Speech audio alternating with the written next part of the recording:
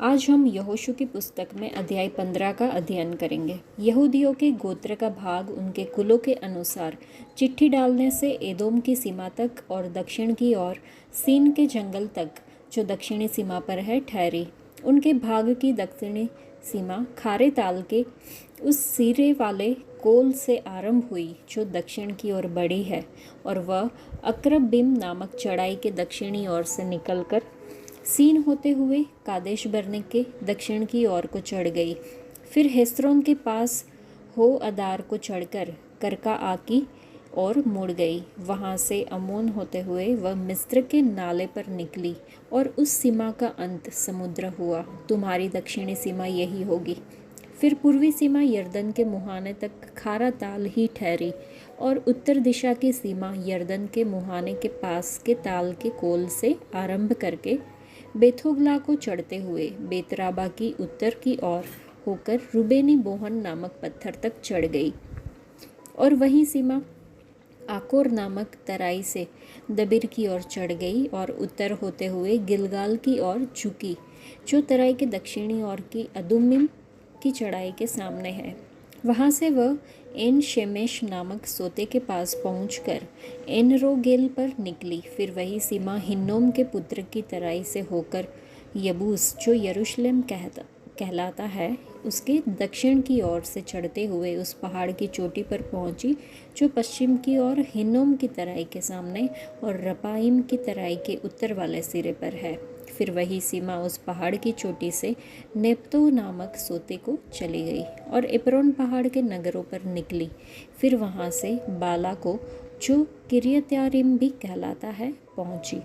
फिर वह बाला से पश्चिम की ओर मुड़कर सेईर पहाड़ तक पहुँची और यारिम पहाड़, जो कसालोन भी कहलाता है, उसके उत्तरी ओर से होकर बेतशेमेश को उतर गई और वहाँ से तिम्ना पर निकली। वहाँ से वह सीमा एक्रोन के उत्तरी ओर के पास होते हुए शिक्करोन गई और बाला पहाड़ होकर यबनेल पर निकली, और उस सीमा का अंत समुद्र का तट हुआ और पश्चिम की सीमा महासमुद्र का तट ठहरी। यहूदियों को जो भाग उनके कुलों के अनुसार मिला, उसके चारों ओर की सीमा यही हुई। यपुन्ने के पुत्र कालेब को उसने यहोवा की आज्ञा के अनुसार यहूदियों के बीच भाग दिया, अर्थात किरियतर्बा, जो हेब्रोन भी कहलाता है। वह अरबा अनाक का पिता था, और कालेब ने वहाँ से शेशे, अहीमन और तलमई नामक अनाक के तीनों पुत्रों को निकाल दिया। फिर वहाँ से वह दबिर के निवासियों पर चढ़ गया। पूर्व काल में तो दबिर का नाम किरियत सेपेर था, और कालेब ने कहा, जो किरियत सेपेर को मार कर ले ले, उससे मैं अपनी बेटी अक्सा का विवाह कर दूंगा। तब कालेब के भाई कंजी के पुत्र ओतनीएल ने उसे ले लिया और उसने उससे अपनी बेटी अक्सा का विवाह कर दिया। जब वह उसके पास आई, तब उसने उसको पिता से कुछ भूमि मांगने को उभारा। फिर वह अपने गद्दे पर से उतर पड़ी और कालेब ने उससे पूछा, तू क्या चाहती है? वह बोली, मुझे आशीर्वाद दे, तूने मुझे दक्षिण देश में की कुछ भूमि तो दी है, मुझे झल के सोते भी दे। तब उसने ऊपर के सोते, नीचे के सोते दोनों उसे दिए। यहूदियों के गोत्र का भाग तो उनके कुलों के अनुसार यही ठहरा। यहूदियों के गोत्र के किनारे वाले नगर दक्षिण देश में एदोम की सीमा की ओर ये है, अर्थात कबसेल, एदेर यागुर, कीना, दिमोना, अदादा, केदेश, हासोर, यितनान, जीप, तेलेम, बालोत, हासोर दता, करियोथेस्त्रोन, जो हासोर भी कहलाता है, और अमाम, शमा, मोलादा, हसरगर्दा, हेशमोन, बेतपालेत, हसरुल्लाल, बेरशेबा, बिजोत्या, बाला, इयिम, एसेम, एलतोलद, कसिल, होरमा, सिकलग, मदमन्ना, सनसना, लबाओत, शिलहिम, एन और रिमोन। ये सब नगर 29 है और इनके गांव भी है। नीचे के देश में ये है, अर्थात एस्ताओल, सोरा, अशना, जानो, एनगन्नीम, तप्पू, एनाम, यरमुत, अदुल्लाम, सोको, अजेका, शारेम, अदितेम, गदेरा और गदेरोतेम। ये सब 14 नगर है और इनके गांव भी है। फिर सनान, हदाशा, मिगदलगाद, दिलान, मिस्पे, योक्तेल, लाकिश, बोस्कत, एगलोन, कब्बोन, लहमास, कितलिश, गदेरोत, बेतदागोन, नामा और मक्केदा। ये 16 नगर है और इनके गांव भी है। फिर लिब्ना, एतेर, आशान, यिप्ता, अशाना, नसीब, कीला, अकजीब और मारेशा। ये 9 नगर है और इनके गांव भी है। फिर नगरों और गांवों समेत एक्रोन और एक्रोन से लेकर समुद्र तक अपने अपने गांवों समेत जितने नगर अशदोद की ओर है। फिर अपने अपने नगरों और गांवों समेत अशदोद और अज्जावरन मिस्र के नाले तक और महासमुद्र के तट तक जितने नगर है।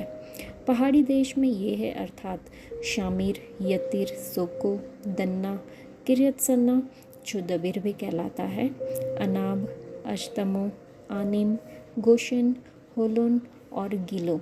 ये 11 नगर है और इनके गांव भी है। फिर अराब, दुमा, एशान, यानिम, बेतपूह, अपेका, हुमता, किरियतरबा जो हेब्रोन भी कहलाता है और सियोर। ये 9 नगर है और इनके गांव भी है। फिर माओन, करमेल, चीप, यूता, यिज्रेल, योकदाम, छानो, केन, गिबा और तिम्ना। ये 10 नगर है और इनके गांव भी है। फिर हलहुल, बेतसूर, गदोर, मरात, बेतनोत और एलतकोन। ये 6 नगर है और इनके गांव भी है। फिर किरियत बाल जो किरियत यारिम भी कहलाता है और रब्बा। ये 2 नगर है और इनके गांव भी है। जंगल में ये नगर है अर्थात बेतराबा, मिद्दिन, सकाका, निबशान, लोनवाला नगर और एनगदी। ये 6 नगर है और इनके गांव भी है। यरूशलेम के निवासी यबूसियों को यहूदी न निकाल सके, इसलिए आज के दिन तक यबूसी यहूदियों के संग यरूशलेम में रहते हैं। इस अध्याय को पढ़ने के बाद हम समझ सकते हैं कि ये एक साधारण कहानी है, लेकिन इसकी समृद्धि छोटे विवरणों से आती है। एक समय की बात है, पर्वत श्रृंखला में किरियत सेफर नामक एक जगह थी जिसका अर्थ है किताबों का शहर या फिर सीखने का स्थान। बाद में उनका नाम बदलकर दबीर हो गया। उसका मतलब है शब्द, और यह आंतरिक स्व को संदर्भित करता है जो परिश्रम पूर्वक सत्य और ज्ञान की तलाश करता है और वह इसे प्राप्त कर लेता है। ओथलिन नाम के एक युवा योद्धा ने शहर पर विजय प्राप्त की और उसके चाचा एक बूढ़े योद्धा ने उसे अपनी बेटी अक्सा से शादी करने की अनुमति दी। बहादुर ओथलिन ने शांति से अपना इनाम, थोड़ी सी जमीन ले ली जो अच्छी तरह से रहने के लिए पर्याप्त थी। उसने और कुछ मांगने का साहस नहीं किया। दूसरी ओर उसकी पत्नी ने साहसपूर्वक अपने पिता से पानी के झरने मांगे और वह उसे मिल गए। प्रभु यीशु उन लोगों को खोजने आए जो सत्य की खोज कर रहे थे। फिर वह उन्हें ऐसे लोगों में बदल देता है जिनमें वह सत्य, शब्द और जीवन निवास करता है। यीशु ने हमें बताया कि जो लोग उस पर विश्वास करते हैं उनमें से जीवन के जल के झरने बह निकलेंगे। क्या हम इन झरनों को अक्सा की तरह मांगने की हिम्मत करते हैं? क्या यीशु ने यह नहीं कहा कि वह न केवल हमें जीवन देने बल्कि प्रचुर जीवन देने आया है? क्या उसने यह नहीं कहा कि जो मांगते हैं वे एक प्रेमी पिता से पवित्र आत्मा प्राप्त करते हैं? क्या हम इस प्रचुर जीवन के लिए, पानी के बहते झरनों के लिए, अक्सा जैसी पवित्र आत्मा के लिए और अधिक मांगने का साहस करते हैं? या क्या हम ओथलिन की तरह जीवन से संतुष्ट हैं? ये हमें सोचना होगा। परमेश्वर ने इस्राएलियों से कहा कि वे वादा किए गए देश में 7 शक्तिशाली राष्ट्रों पर दया न करें। उनमें से एक यबूसी थे, जो कि हमने व्यवस्था विवरण में देखा था।